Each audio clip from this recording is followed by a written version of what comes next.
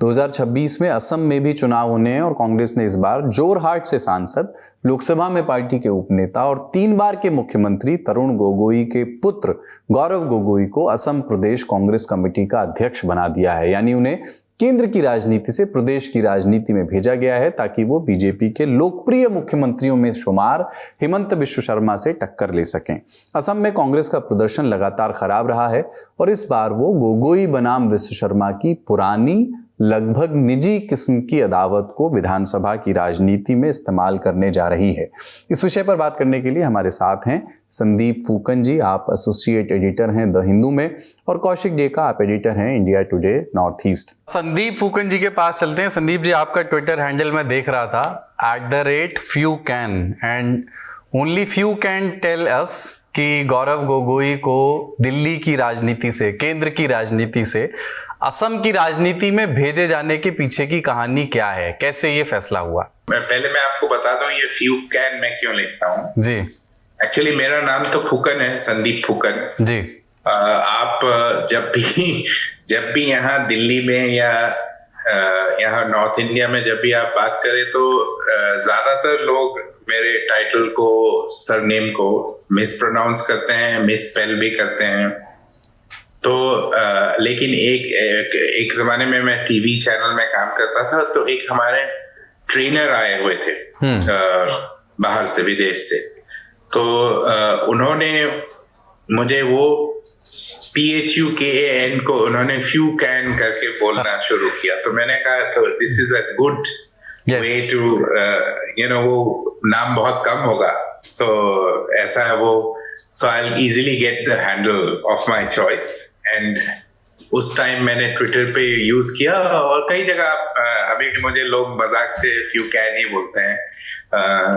But coming to your question कि गौरव गोगोई को क्यों किया, देखिए उसमें मेरे ख्याल से इसमें बहुत बड़ा रहस्य नहीं है। 2-3 कारण है।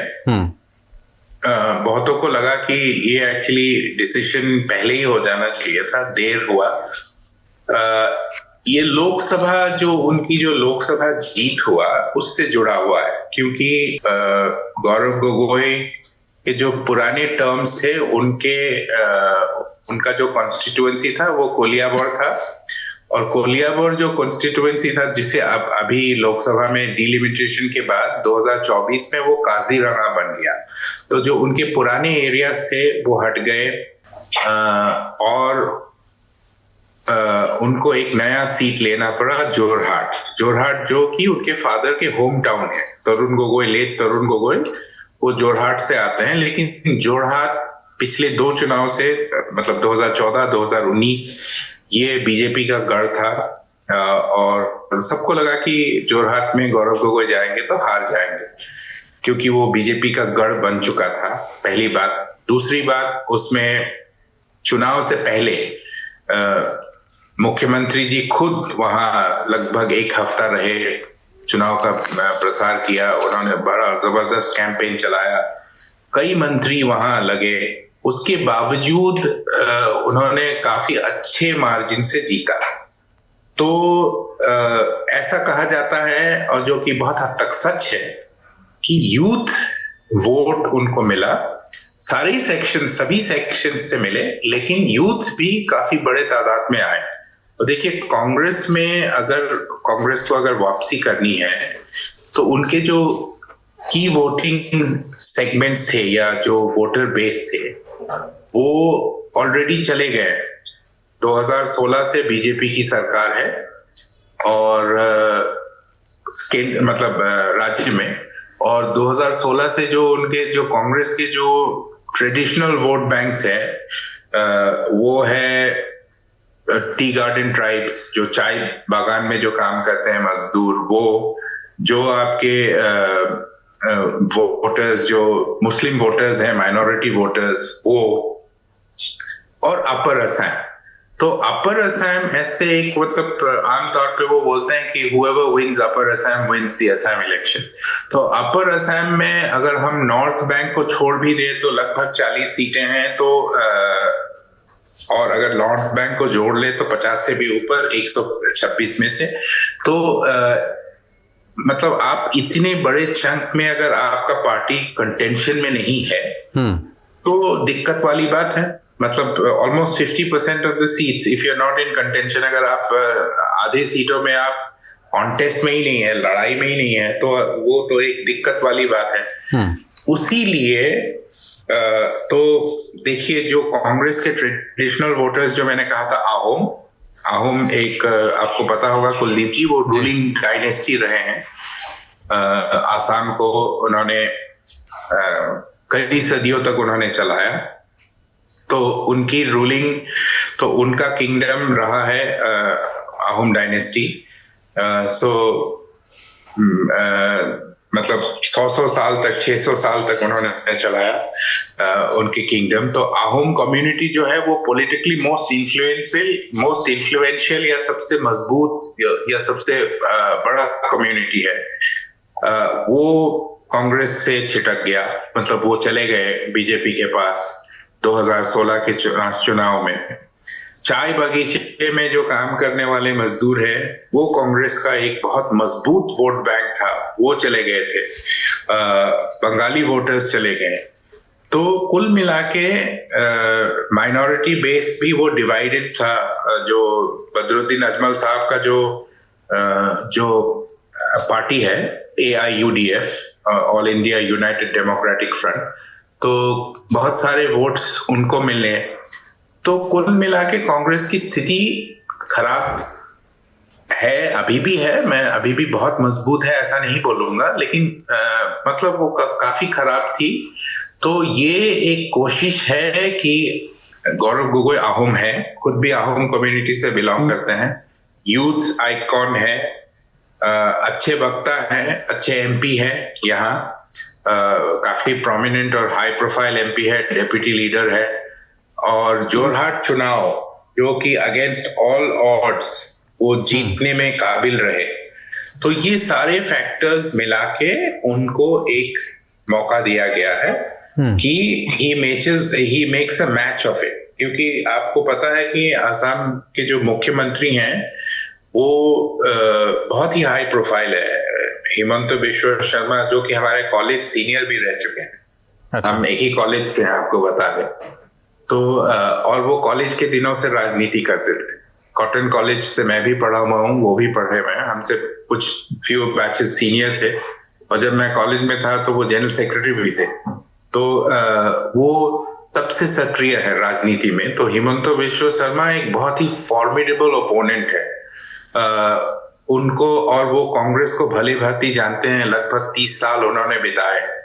तो ये सब मिला के जो है इसी कारण एक ऐसी स्थिति है कि वो बहुत मजबूत नेता बन चुके हैं। उनको टक्कर देने के लिए एक हाई प्रोफाइल चेहरा चाहिए था, जो कि गौरव गोगोई में मिला। और जैसे मैंने कहा कि जोरहाट का जो कॉन्टेस्ट था लोकसभा में 2024 का, जोरहाट लोकसभा कंस्टिट्यूएंसी का जो कॉन्टेस्ट था, एक किस्म से प्रेस्टीज बैटल बन चुका था कि कौन जीतेगा। हिमंत बिश्व शर्मा की टीम जीतेगी या गौरव गोगोई जीतेगा। गौरव गोगोई जीत गया। तो उधर से ये शुरुआत हुई कि इफ ही कैन डिफीट, अगर वो इतनी मजबूत कैंपेन चलाने के बाद भी अगर वो बीजेपी को हरा सकते हैं और खुद से जीत सकते हैं, तो ऐसे ही एक चेहरा चाहिए जो हिमंत बिश्व शर्मा के चेहरा से टक्कर ले सके। ठीक है। और एक इलेक्शन का एक मजबूत इलेक्शन लड़ सके। कौशिक जी, यही बताइए कि अचानक हुआ कैसे? वो दिल्ली में कांग्रेस की आवाज रहे हैं गोगोई साहब 2011 से ही, जब से वो पॉलिटिकल फील्ड में आए हैं। उनकी तरफ राहुल गांधी की रवैया बहुत ही अच्छा रहा। राहुल गांधी के साथ उसका काफी अच्छा कनेक्ट है। और मैं तो ये कहूंगा कि अगर हिमंत बिश्व शर्मा और तरुण गोगोई के जो जंग थे, उस जंग में तरुण गोगोई हमेशा हावी रहा कांग्रेस, जब तक हिमंत बिश्व शर्मा कांग्रेस में थे।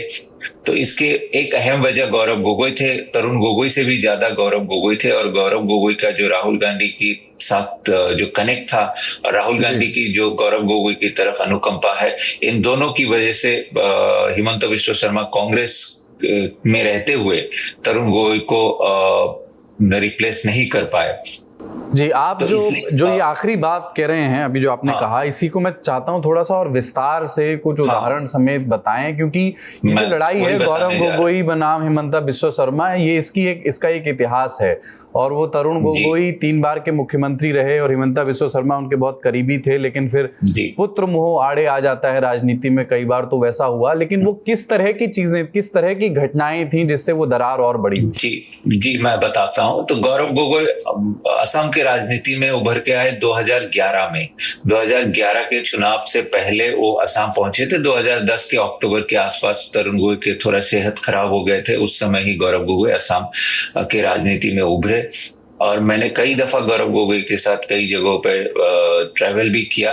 तो उसी समय मैंने एक बात नोटिस किया था कि उस समय भी गौरव असम में हिमंत बिश्व शर्मा की काफी पॉपुलैरिटी थी। ये कहा जाता है कि तरुण गोगोई की जो सरकार है उनको एक तरह से हिमंत बिश्व शर्मा ही चलाते थे। वो एग्जीक्यूटिव पावर हुआ करते थे, और क्योंकि वो हेल्थ डिपार्टमेंट और एजुकेशन डिपार्टमेंट संभालते थे, तो दोनों ही लोगों को डायरेक्टली अफेक्ट करते थे, तो इसलिए उनकी काफी जनप्रियता थी उस समय। तो गौरव गोगोई जब असम ट्रेवल करने लगे तो उन्हें एक बात लगा कि तरुण गोगोई के बाद अगर कोई शक्तिशाली रूप में असम कांग्रेस में उभरे है वो है हिमंत बिश्व शर्मा। और साथ में ही उनको ये भी लगने लगा कि हिमंत बिश्व शर्मा की राजनीतिक महत्वाकांक्षा है वो शायद गौरव गोगोई के फ्यूचर के लिए एक खतरा बन सकते हैं। हालांकि तरुण गोगोई ने हिमंत बिश्व शर्मा को ही कहा था कि मेरे बेटे को अपने take him under your wing and उनको ट्रेन करो, उनको राजनीति में लाओ और कैसे राजनीति करना है सिखाओ। हालांकि गौरव गोगोई मुझे नहीं लगता उस समय हिमंत बिश्व शर्मा से सीखने के लिए तैयार थे, और हिमंत बिश्व शर्मा ने भी शुरू में गौरव गोगोई को बहुत सीरियसली नहीं लिया। लेकिन बाकी बहुत सारे पॉलिटिशियन जैसे रकीबुल हुसैन है, प्रद्युत बरदलोई है, असम कांग्रेस में जितने भी बाकी पॉलिटिशियंस थे उन्होंने गौरव गोगोई के साथ अच्छा रिश्ता बना लिया। और आपको याद होगा 2011 में मैंने एक स्टोरी किया था गौरव गोगोई के प्रोफाइल, जो नेशनल मीडिया में वो पहला प्रोफाइल था जो गौरव गोगोई ने अभी कुछ दिन पहले इंडिया टुडे कॉन्क्लेव में खुद ये कहा कि वो उनका सबसे पहला प्रोफाइल था। उसमें रकीबुल हुसैन ने कहा ही था स्पष्ट शब्दों में, और उस समय रकीबुल हुसैन हिमंत बिश्व शर्मा के साथी हुआ करते थे, कि गौरव गोगोई ही हमारा फ्यूचर लीडर है।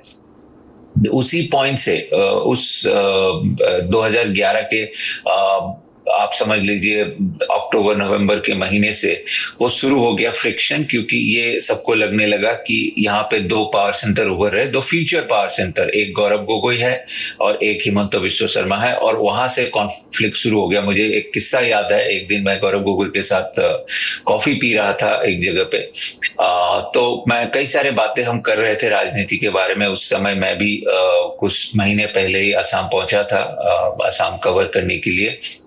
तो बातों बातों में मैंने कुछ सरकार के खिलाफ जितने भी लोगों के शिकायत थे उन सब के बारे में बात कर रहे थे, और बहुत ही एक अनऑफिशियल और नॉन पॉलिटिकल कन्वर्सेशन चल रहा था। तो उस समय अचानक गौरव गोगोई ने मुझे पूछा कि क्या आपको लगता है कि जो हेल्थ डिपार्टमेंट है और एजुकेशन डिपार्टमेंट है ये दोनों बहुत अच्छे तरीके से असम में चल रहे हैं।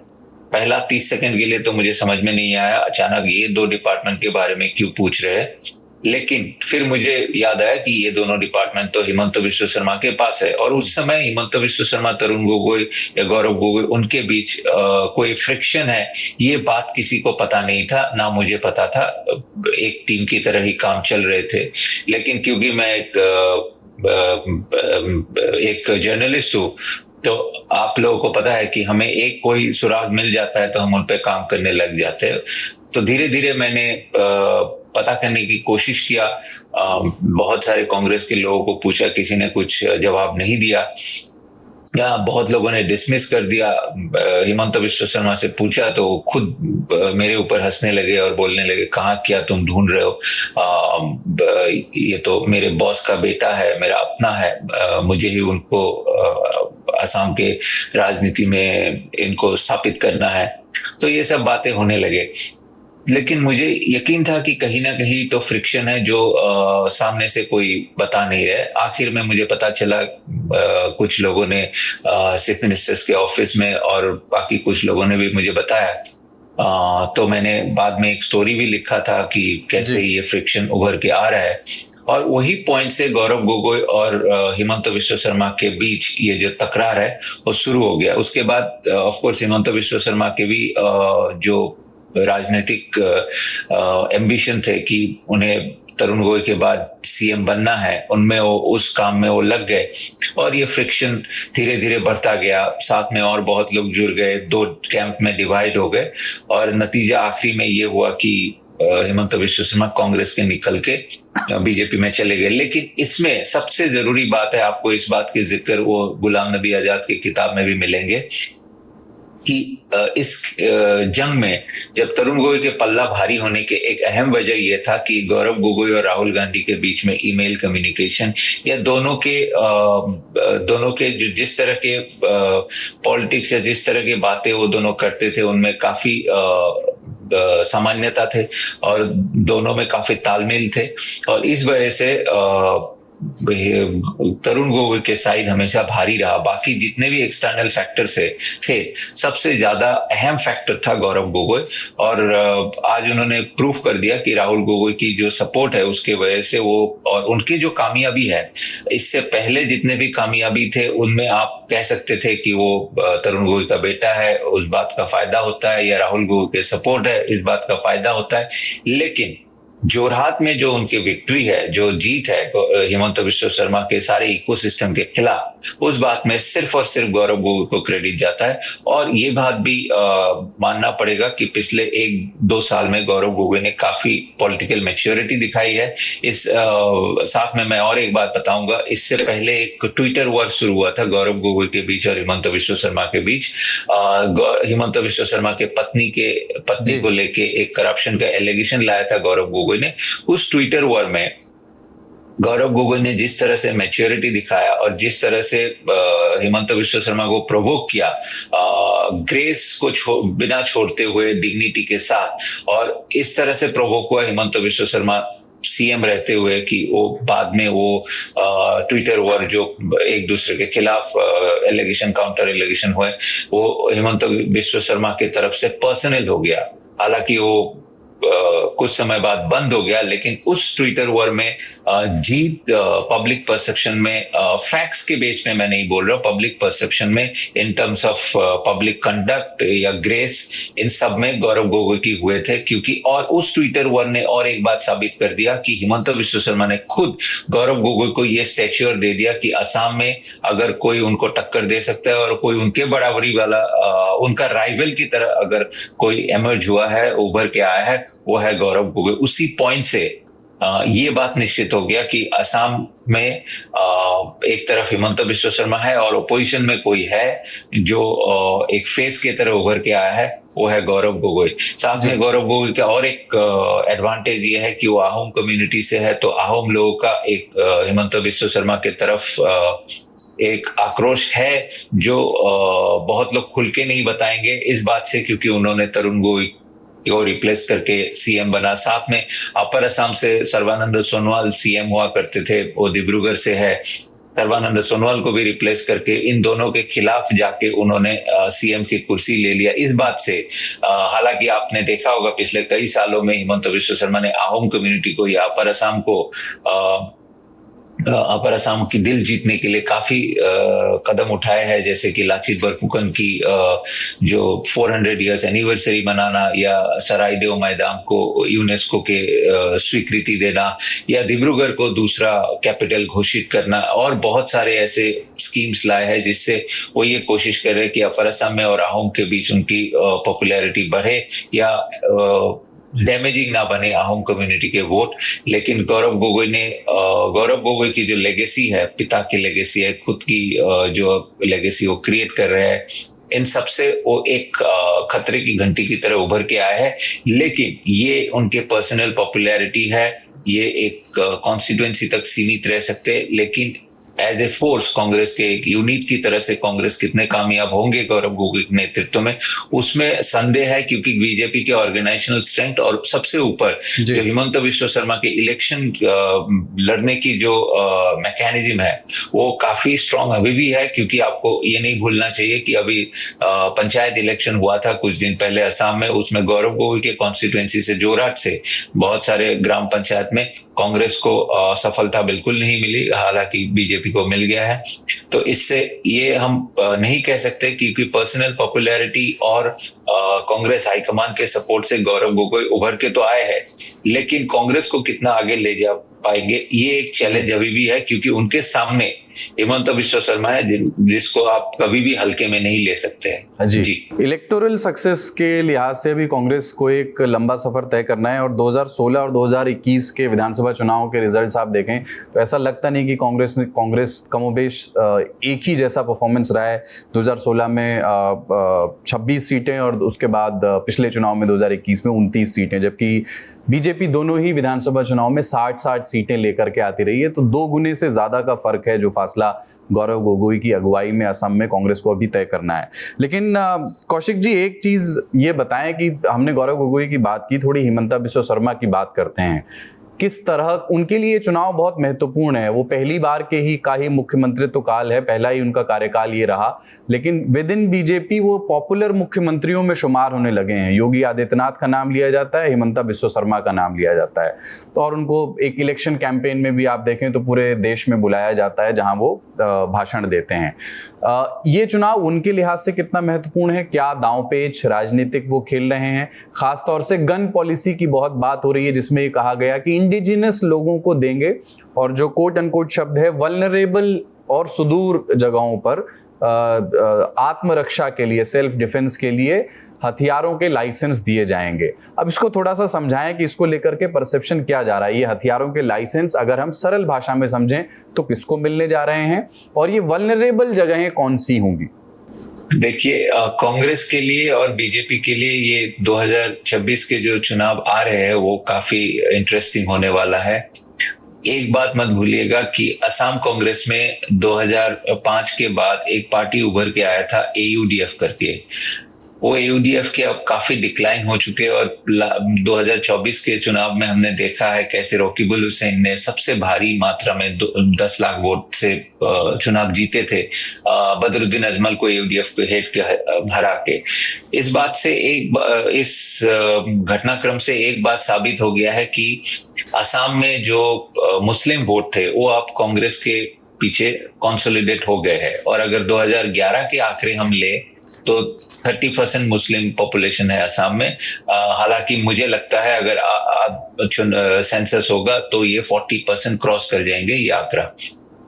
तो 40% मुस्लिम पॉपुलेशन अगर है और कांग्रेस के पीछे कंसोलिडेट हो चुके हैं तो ये बीजेपी के लिए खतरे की घंटी है, क्योंकि ये वोट बीजेपी को आने वाला नहीं। सॉरी मैं बीच में एक बार रोक रहा हूं। 2016 और 21 के चुनावों में क्या मुस्लिम वोटों का कंसोलिडेशन कांग्रेस के पक्ष में नहीं था? इस तरह का डिवीजन हुआ था, AUDF और जो कांग्रेस के बीच जो कॉन्फ्लिक्ट होते थे उसके वजह से मुस्लिम वोट बढ़ जाते थे। इसलिए कई सारे कॉन्स्टिट्यूएंसी में जिसमें मुस्लिम वोट डिटरमाइन कर सकते थे इलेक्शन रिजल्ट्स, वहां पे नहीं कर पाए। तो इसलिए इस बार कांग्रेस को ये एडवांटेज है कि AUDF का डिक्लाइन कांग्रेस के लिए सबसे फायदेमंद है और बीजेपी के लिए ये खतरे की घंटी है, क्योंकि असम में 40% तो मुस्लिम पॉपुलेशन है।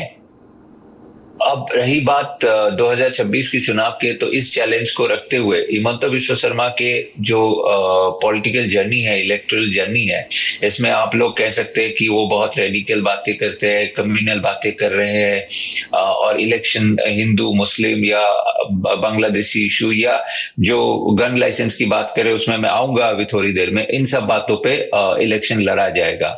लेकिन ये सब है एक पब्लिक डिस्कोर्स को जिंदा रखने वाली बात है या एक डिस्ट्रैक्शन के लिए भी ये सब बातें किया जाता है, क्योंकि हम सभी इन सब बातों पे डिस्कशन करने लग जाएंगे। लेकिन जितने भी ऐसे रिमोट एरियाज होंगे उसमें कितने गन लाइसेंस के लिए एप्लीकेशन होगा, ये सब अलग बात है। लेकिन उससे पहले हिमंता बिस्वा शर्मा के पॉलिटिक्स की जो सबसे बुनियादी जड़ है वो है उनके पॉपुलैरिटी, खुद की पॉपुलैरिटी। वो पॉपुलैरिटी सर्विस डिलीवरेंस पे बेस्ड है। वो असम के हेल्थ मिनिस्टर रह चुके काफी लंबे अरसे तक, और असम के एजुकेशन मिनिस्टर रह चुके हैं कुछ समय तक। इन दोनों कार्यकाल में उसने लोगों के जीवन को टच किया है। उन्होंने उन दोनों डिपार्टमेंट में, दोनों क्षेत्र में एक तरह के ट्रांसपेरेंसी लाए है।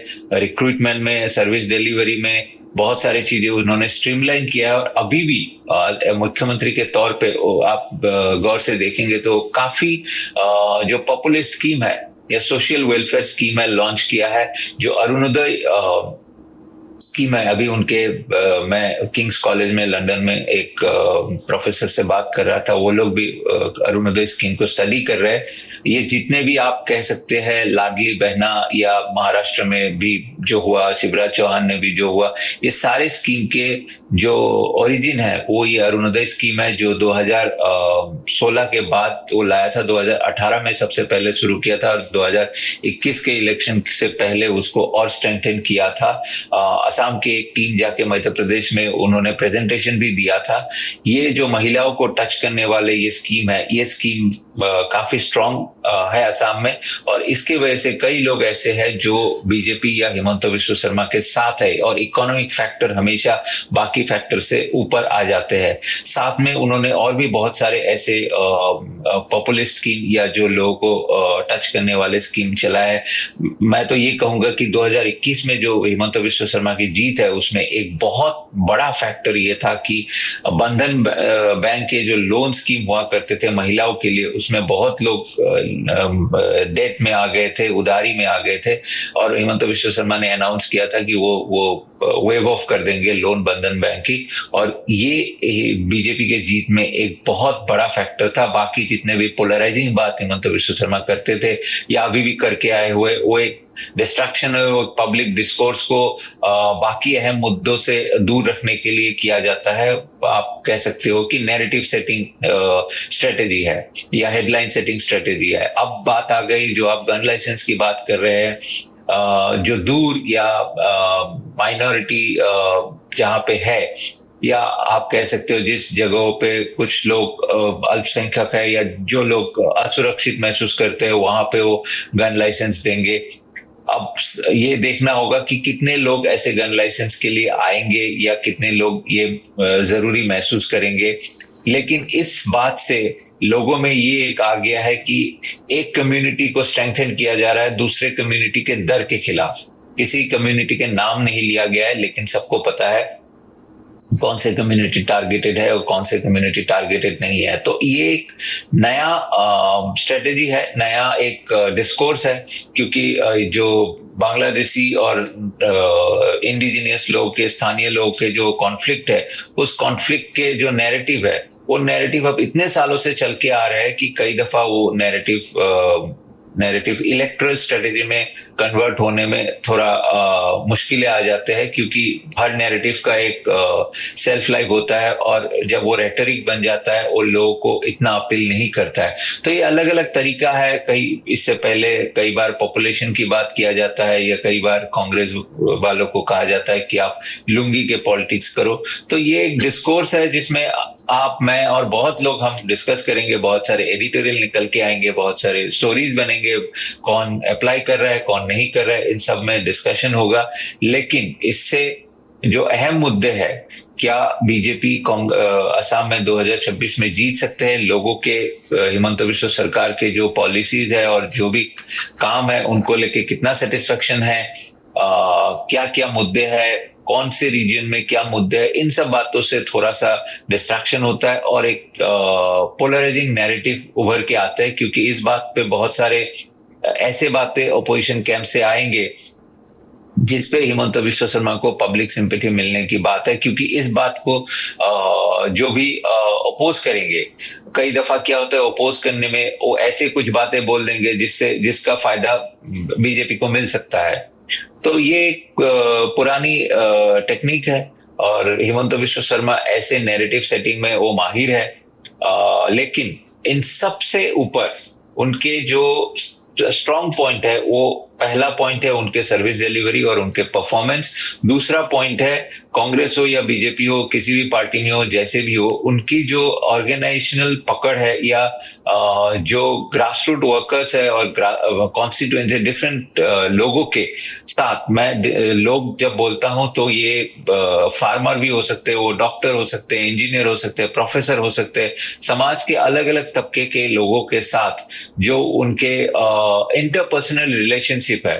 ये याद रखिएगा, वो कॉटन कॉलेज से थे और असम में कॉटन कॉलेज से जो भी बच्चे निकल के बाहर आते हैं वो आज सोसाइटी में हर जगह पे प्रतिष्ठित है। तो और इन सब के साथ हिमंत बिश्व शर्मा के बहुत अच्छे रिश्ते वो मेंटेन करते हैं। कोई भी कॉटनियन उनको अगर व्हाट्सएप में मैसेज भेजेगा, रिस्पॉन्स पाने का संभावना 100% है। तो इस तरह से उनका एक पर्सनल नेटवर्क है जो समाज के अलग अलग क्षेत्र में इन्फ्लुएंस करता है और ये उनका एक बहुत बड़ा स्ट्रेंथ है जो बाकी बहुत सारे पॉलिटिशियंस में नहीं है। वो कॉटन से बहुत लोग आए हैं, लेकिन हिमंत बिश्व शर्मा ने जैसे कॉटन के नेटवर्क को और उनके जितने भी पर्सनल नेटवर्क है वो सबको जिस तरह से इस्तेमाल किया है वो काबिले तारीफ है। आपने देखा होगा जितने भी उनके क्लोज एसोसिएट्स है उन और जो कहा जाता है कि उनका कोर टीम है, उस टीम में कोई बदलाव नहीं होता है, वो लोग उनके साथ ही रहते हैं। यहाँ तक कि जो लोग कांग्रेस से बीजेपी नहीं आ पाए, कुछ ऐसे लोग हैं अलग अलग वजह से कांग्रेस नहीं छोड़ सकते या बीजेपी में उनका स्थान नहीं बन सकते हैं, वो लोग भी हिमंत बिश्व शर्मा के लिए कांग्रेस में रहते हुए या कुछ लोग एयूडीएफ में रहते हुए या कुछ लोग एजीपी में रहते हैं, वो लोग भी हिमंत बिश्व शर्मा के साथ काम करते हैं, उनके लिए काम करते हैं। किस वजह से करते हैं सब कुछ मैं नहीं बता सकता, लेकिन आप रिलेशनशिप। एक चीज संक्षेप में और यहीं पे मैं चाह रहा हूं आपसे बात करना। आपने एक बार पहले भी बताया कि कैसे राहुल गांधी जो बैठकें लेते हैं और खासतौर से असम से जुड़ी हुई या जो भी उनकी डिटेल्स, उसके ब्यौरे हिमंत बिश्व शर्मा के पास तुरंत पहुंच जाते हैं। जी, मैं आपको एक और कहानी बताता हूं। इससे पहले मैंने बताया था राहुल गांधी भारत जोड़ो न्याय यात्रा में गए थे असम में। तो उस समय वो गुवाहाटी के पास एक जगह पे वो कैंप बनाया और मैं कौन सा स्टेट है नहीं बताऊंगा, भारत के एक स्टेट से, नॉर्थ साइड के एक स्टेट से 3 अहम लीडर को, 3 बहुत बड़े लीडर को कुछ एक बहुत ही सीरियस बात डिस्कस करने के लिए राहुल गांधी ने बुलाया, असम बुलाया उस समय, क्योंकि वो भारत जोड़ो न्याय यात्रा में भ्रमण कर रहे थे। और वो तीनों नेता पहुंच गए राहुल गांधी से मिलने के लिए। अब वो तीनों नेता पहुंच के वो राहुल गांधी के जो गाड़ी थे, वो वैन थे जिसमें वो सफर करते थे, वहां मिलने के लिए वेट कर रहे थे। आखिर में वो मिल पाए और जो मीटिंग का समय था वो सिर्फ 3 मिनट का था। तो अब तीनों नेता नाराज हो गए। राहुल गांधी के सामने तो कुछ बोल नहीं सकते क्योंकि इतने दूर से वो तत्कालीन सब कुछ छोड़ छाड़ के राहुल गांधी से मिलने आए और 3 मिनट का ऑडियंस मिला। तो तीनों आके गुवाहाटी एयरपोर्ट के लाउंज में बातें कर रहे थे। ऑफ कोर्स अपने जो जितने भी गुस्सा थे वो प्रकट कर रहे थे आपस में। अब वो सारी बातें हिमंत बिश्व शर्मा को पता चल गया क्योंकि वहां पे कोई कार्यरत था ऑफिसर या कोई कांस्टेबल या जो भी था सिक्योरिटी में, उन्होंने सब कुछ बता दिया। अब ये देखिए वहां पे जो सिक्योरिटी तैनात होंगे वो बहुत सीनियर ऑफिशियल तो नहीं होंगे, लेकिन उनका भी हिमंत बिश्व शर्मा के साथ नेटवर्क है। और तो असम में, भारत में मुझे नहीं लगता बहुत सारे पॉलिटिशियंस ऐसे होंगे जिनके एक कांस्टेबल से लेके कमिश्नर तक या डीजीपी रैंक तक सबके साथ एक नेटवर्क होते हैं, कौन कहाँ क्या कर रहे हैं जी, और जिनके खबरी चप्पे चप्पे पर फैले रहते हैं। खबरी जो अब वो एक बार उन्होंने एक मुद्दा उठाया था कि राहुल गांधी के डुप्लीकेट भारत जोड़ो न्याय यात्रा में चल रहे हैं। तो उस डुप्लीकेट के जो बायोडेटा है वो किस समय असम त्याग किया, किस समय असम के कहाँ पे ठहरे थे, क्या कर रहे थे, वो सब खबर 5-10 मिनट के अंदर वो मिल गया। अब वो आप लोग के सौरभ द्विवेदी है, सौरभ, मैं और हिमंत बिश्व शर्मा, हम तीनों एक समय में एक ही गाड़ी में ट्रेवल कर रहे थे एक दिन। तो उस दिन भी सौरभ ने आंखों देखा हाल देखा कि राहुल गांधी भ्रमण कर रहे थे असम में 2021 इलेक्शन के समय में। उस समय जब एक नेता, कांग्रेस के ही नेता और काफी करीबी है कांग्रेस डिस्पेंसेशन में, उन्होंने स्टेज से ही हिमंता बिस्वा शर्मा को अपडेट दे रहे थे कि अब वो आया, ये हुआ, इस नेता से ये बोला, उस नेता से ये बोला, स्टेज में ये हुआ, इनको इसके बगल में बैठने दिया, उनको नहीं दिया। तो ये आंखों देखा हाल जैसे क्रिकेट कमेंट्री होते हैं ना रेडियो में, उस तरह से वो दे रहे थे। वो कांग्रेस के ही नेता है, मुझे पता है वो नेता कौन था, लेकिन अब मैं नहीं बताऊंगा। तो इस तरह से हर पार्टी में वो नेटवर्क रखते हैं और उस नेटवर्क का ये महत्वपूर्ण बात यह है कि वो नर्चर करते हैं। मैं साथ में एक एग्जांपल देता हूँ। एक 2018 की बात है, मेघालय में चुनाव हुए थे जी। उस समय मेघालय इलेक्शन में एक नेता, बीजेपी कांग्रेस के नहीं है, वहां के लोकल पार्टी के एक सीनियर नेता, वो हार गए थे। बाकी मेघालय में एनपीपी की सरकार आ गए थे, जिनको हिमंता बिस्वा शर्मा और बीजेपी सपोर्ट कर रहे थे। एक खुशी का माहौल था कि सरकार बन गई। उस रात को, चुनाव के रात को, हिमंता बिस्वा शर्मा जाके उस नेता के साथ डिनर किया जो हार गए थे। तो मैंने पूछा, आपने आज का समय उसके साथ क्यों बिताया? तो बोला, इस चहल पहल में उनको सब भूल गए। तो अब हम जीत के जश्न तो मना ही रहे और उसका फायदा हमें मिलेंगे, लेकिन इस नेता को अगर मैं आज उसके साथ बैठ के डिनर किया, उसके दुख के दिन में, उसके बुरे दिन में, तो जिंदगी भर मुझे याद रखेगा। किसी ना किसी दिन ये नेता भी मेरा काम आ सकता है, और ये जो रिश्ता बनाया हूं मैंने, ये रिश्ता मेरे साथ हमेशा रहेगा। इसमें पॉलिटिक्स नहीं है, कुछ नहीं है, ये एक इमोशनल रिश्ता है। उसी तरह त्रिपुरा में एक उन्होंने रिश्ता बनाया था एक ट्राइबल नेता के साथ, कोई जान पहचान नहीं था। चुनाव से 1-1.5 साल पहले की बात है। उन्हें पता था कि उन्हें खबर मिला है कि वो नेता जो थोड़ा आर्थिक रूप से पीछे थे, तो उनके बेटे की सर्जरी की जरूरत था। तो हिमंता बिस्वा शर्मा ने जाके, जान पहचान भी नहीं था, उनका सर्जरी नारायण हृदयालय में करवाया, हार्ट के सर्जरी की जरूरत था। अब वो नेता हिमंता बिस्वा शर्मा की तरफ जिंदगी भर के लिए आभारी है, किसी के बेटे के जिंदगी बचाया है। और बाद में हिमंता बिस्वा शर्मा को इलेक्टोरल बेनिफिट मिला। जो इस तरह से वो जो मैनेज करते हैं इंटरपर्सनल रिलेशनशिप, वो बहुत स्ट्रॉन्ग पॉइंट है। मैं ये नहीं कहूंगा कि वो हिंदू मुस्लिम पॉलिटिक्स या एसएमईज बांग्लादेशी पॉलिटिक्स या उनके जो पर्सनल बात करने के तौर तरीका है डिसमिसिव या थोड़ा सा डिसरेस्पेक्टफुल तरीका है दूसरे ऑपोजिशन पॉलिटिशियन के लिए, या वो जो एक न्यूज मेकिंग एबिलिटी है उनमें, इन सबसे बढ़ के उनके जो इंटरपर्सनल रिलेशनशिप्स वो मेंटेन करते हैं, चाहे वो बहुत सीनियर नेता हो या जूनियर नेता हो, चाहे वो एक पॉलिटिकल इंसान हो या नॉन पॉलिटिकल इंसान हो, वो उनका सबसे बड़ा स्ट्रेंथ है। और गौरव गोगोई जो उनके सामने उभर के आए हैं, गौरव गोगोई जब हिमंता बिस्वा शर्मा को चैलेंज करेंगे, ये सब पॉइंट सामने आएंगे, ये सब बातों पे ध्यान देना पड़ेगा।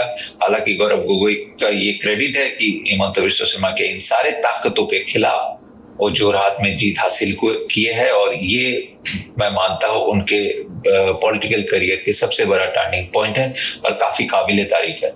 ठीक है, राजनीति में कुछ निवेश बहुत दूर के लिहाज से भी किए जाते हैं पहले। ये जो लड़ाई है संदीप जी, हिमंता बिस्वा शर्मा और गौरव गोगोई की, ये तरुण गोगोई के ज़माने से है, और इसलिए क्या अब के दौर में थोड़ी सी पर्सनल भी हो गई है?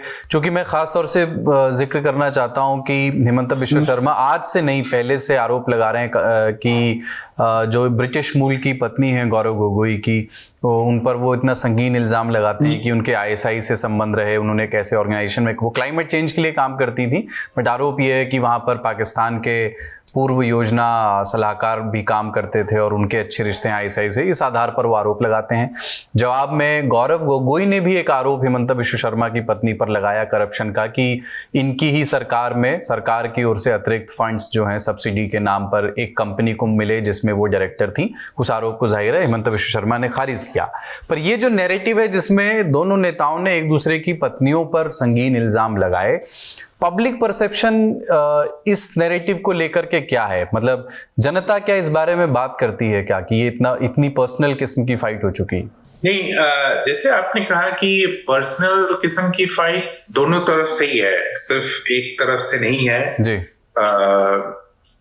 हिमंत बिश्व शर्मा जब से वो निकले थे, कांग्रेस से जब से निकले, उन्होंने हमेशा से वो टारगेट करते रहे थे कांग्रेस को, और गांधी परिवार को तो मैं नहीं बोलूंगा क्योंकि उन्होंने सोनिया गांधी के बारे में कभी कुछ नहीं बोला, लेकिन जरूर राहुल गांधी के बारे में हमेशा बोलते थे। लेकिन हुआ यूं कि राहुल गांधी बहुत दिनों तक कुछ नहीं बोला, बहुत सालों तक एक्चुअली, लेकिन यह जवाब नहीं दिया उन्होंने। लेकिन जब भारत जोड़ो न्याय यात्रा असम से गुजर रहे थे, उस दौरान राहुल गांधी ने हिमंत बिश्व शर्मा पे तो अटैक किया ही, उन पे तो मतलब तंज कसे, लेकिन उनके अलावा उनके फैमिली को भी बोला, परिवार के सारे मेंबर्स को बोला कि most corrupt chief minister of the country, ऐसे बोला।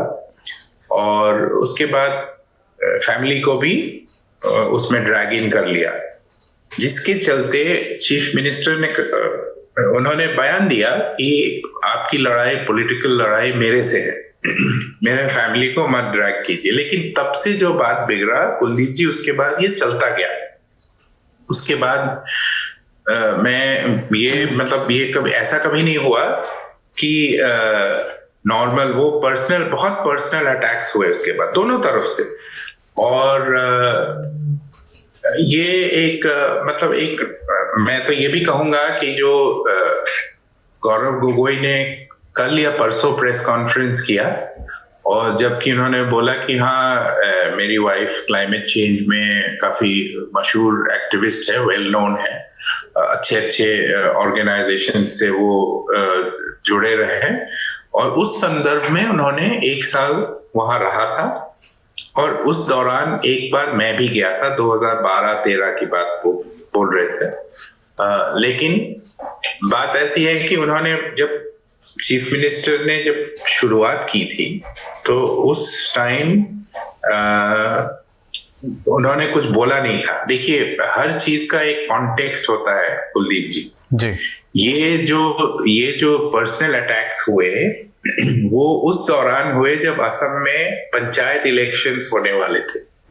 तो आपको पता है कि देश में हालात ऐसे थे कि भारत पाकिस्तान की लड़ाई चल रही है, और ठीक उसी दिन, इनफैक्ट जिस दिन ये ऑपरेशन सिंदूर का लॉन्च होना था, उससे ठीक कुछ दिन पहले वो आपका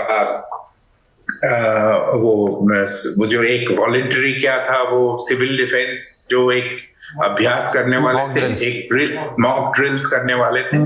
तो उसी दिन इनफैक्ट वो पंचायत के चुनाव थे असम में।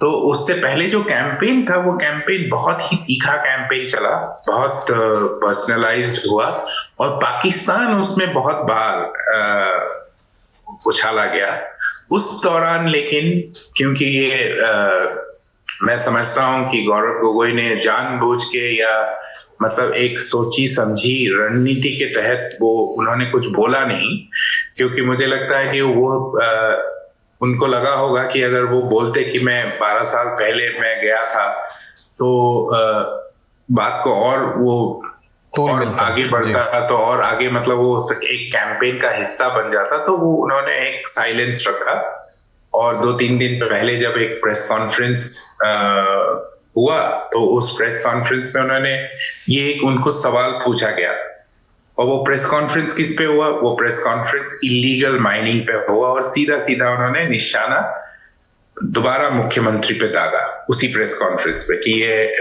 असम के सीएम बोलते हैं कि कोई इलीगल माइनिंग नहीं है, ये देखो ये एनफोर्समेंट डायरेक्टरेट का एक प्रेस रिलीज उन्होंने दिखाया, शेयर किया पत्रकारों के साथ, जिसमें कहा गया था कि मनी लॉन्ड्रिंग का एक केस था, जिसे तहकीकात करने के समय एनफोर्समेंट डायरेक्टरेट को पता लगा कि इलीगल माइनिंग हो रही है असम और मेघालय में। तो ये पर्सनल जो अटैक्स है, वो इट्स बेसिकली ये उनका ये पॉलिटिक्स से सीधा सीधा जुड़ा हुआ है, नैरेटिव क्रिएट करने के लिए। ठीक है। एक सवाल और संदीप जी, कि आप थोड़ी देर पहले जिक्र कर रहे थे कि गौरव गोगोई को असम की राजनीति में सक्रिय करने के पीछे एक रीजन डेमोग्राफी का भी है। तो असम की डेमोग्राफी को अगर आप के नज़रिए से आप अगर समझा सकें कि कांग्रेस देखिए काफ़ी पीछे है, वोट परसेंटेज के हिसाब से आप देखें, सीटों के लिहाज से देखें, पिछले दोनों चुनाव में उसका परफॉर्मेंस बहुत ख़राब रहा है बीजेपी के मुकाबले। तो उस नज़रिए से बंगाली मुसलमान भी वहाँ हैं, अहोमिया भी हैं, टी ट्राइब्स भी हैं, उन सभी को केटर करने के लिए, उन सभी को लुभाने के लिए उनके ही बीच से आने वाले किन किन लोगों को प्रतिनिधित्व, रिप्रेजेंटेशन या पद दे रही है कांग्रेस, क्या क्या काम कर रही है, वो थोड़ा सा बताइए। हाँ बिल्कुल, अभी जो देखिए प्रेसिडेंट तो गौरव गोगोई को बनाया, और गौरव गोगोई एक खुद अहोम कम्युनिटी से बिलोंग करते हैं, जो कि मैंने आपको कहा कि वो रूलिंग क्लास रह चुके। 600 साल उन्होंने असम पे शासन किया और उनके राजा रहे, और पॉलिटिकली अहोम्स को सबसे इन्फ्लुएंशियल, सबसे ताकतवर वो कम्युनिटी माना जाता है असम में। पहली बात तो ये, तो वो अहोम वोट जो चले गए थे, ये कोशिश है कि उनको वापस लाया जाए। और अहोम का जो आप अगर स्प्रेड देखें, उनका इन्फ्लुएंस एरिया देखें, तो वो अपर असम है। जोरहाट हो गया, शिवसागर हो गया, डिब्रूगढ़ हो गया, मार्गेरिटा, ये जितने भी एरियाज हैं, इनमें अहोम कम्युनिटी काफी सक्रिय है, काफी डोमिनेंट है और पॉलिटिकली इन्फ्लुएंशियल है। तो गौरव गोगोई का वो है।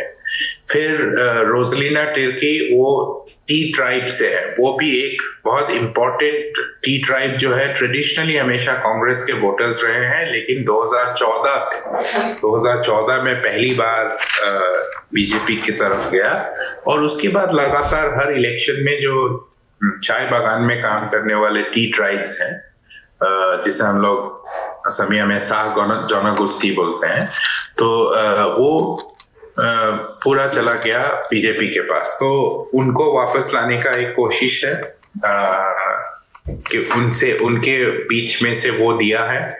फिर एक बंगाली हिंदू है। देखिए, बंगाली हिंदू भी बड़ा इंपॉर्टेंट है। पहले बड़े बड़े नेता थे बंगाली हिंदू, संतोष मोहन देव, उनकी बेटी, तो सुष्मिता देव। तो ये लोग, अब सुष्मिता चली गई है तृणमूल में, तो वो एक वैक्यूम है। और बंगाली हिंदूज जो है, वो जो सिटीजनशिप अमेंडमेंट एक्ट है, उनके समर्थन में है, और वो बीजेपी के पास चले गए। तो उसीलिए एक ये कोशिश रही है कि एक कम से कम उस कम्युनिटी को भी लुभाया जाए। तो एक वर्किंग प्रेसिडेंट बंगाली हिंदू है, और लास्ट में बंगाली मुस्लिम जो है, ये बड़ा इंटरेस्टिंग है। आपको मैं इसलिए बोल रहा हूँ, इंटरेस्टिंग इसलिए है क्योंकि बंगाली मुस्लिम का जो कम्युनिटी है, वो एक्चुअली उसको लोकल लैंग्वेज में मतलब एक जमाना था, मियाँ जो शब्द है, उसको थोड़ा सा समवट नेगेटिवली यूज किया जाता था, मियाँ। लेकिन उसका असर्शन भी हुआ, मियाँ लिटरेचर, मियाँ पोएट्री। लेकिन जो बंगाली मुस्लिम जो कम्युनिटी है, वो उनका एक अपना पार्टी जैसे बन चुका था, वो है अजमल साहब का पार्टी, AIUDF। लेकिन और उनका काफी अच्छा, वो जब कांग्रेस पावर में था तो वो प्रिंसिपल ऑपोजिशन पार्टी था, बीजेपी नहीं थी उस time. Principal opposition party Ajmal sahab का पार्टी था, AUDF। लेकिन ये उसमें एक परिवर्तन आया है। धुबरी जो सीट है, लोकसभा सीट, धुबरी लोकसभा साउथ असम में, धुबरी लोकसभा सीट में क्या हुआ कि वहां पे कांग्रेस के एक बड़े नेता रकीबुल हुसैन, जो कि डेप्यूटी CLP भी थे आसाम असेंबली में, वो deputy leader of Congress legislature party थे, मंत्री रहे हैं हिमंत बिश्व शर्मा के मतलब तरुण गोगोई के दो बाजू कहा जाता था। गोगोई साहब का एक बाजू था हिमंत विश्व शर्मा, दूसरा बाजू थे रकीबुल हुसैन। ये लोग बहुत करीबी रहे हैं। तो गोगोई साहब के मंत्री, and don't forget Kuldeep ji, 3 term Gogoi sahab chief minister रहे हैं, 15 साल, बहुत लंबे अरसे तक इन्होंने एक साथ काम किया। तो अजमल को उन्हीं के टर्फ में रकीबुल हुसैन ने हराया। ये एक बहुत इंपॉर्टेंट डेवलपमेंट हुआ पिछले साल 2024 में। धुबरी में जो it's a Muslim majority district और ज्यादातर लोग बंगाली स्पीकिंग मुस्लिम हैं। धुबरी में कांग्रेस ने अजमल को हराया, उनको गढ़ में ही उनको हराया। तो उससे कांग्रेस को ऐसा लगा कि ये वोट हमारे पास आ सकते हैं, उसी लिए उनका एक उसी कम्युनिटी से, बंगाली मुस्लिम से भी एक वर्किंग प्रेसिडेंट बनाया गया है। अब वो वापस आएंगे या नहीं पता नहीं, लेकिन एक बात है कि जितने भी कम्युनिटीज जो कांग्रेस से हट चुके हैं या चले गए हैं वोटर बेस, उनको वापस लाने की एक कोशिश है। ये जो रिकॉन्स्टिट्यूशन हुआ है एपीसीसी का, आसाम प्रदेश कांग्रेस कमेटी का। चलिए, शुक्रिया आप दोनों का।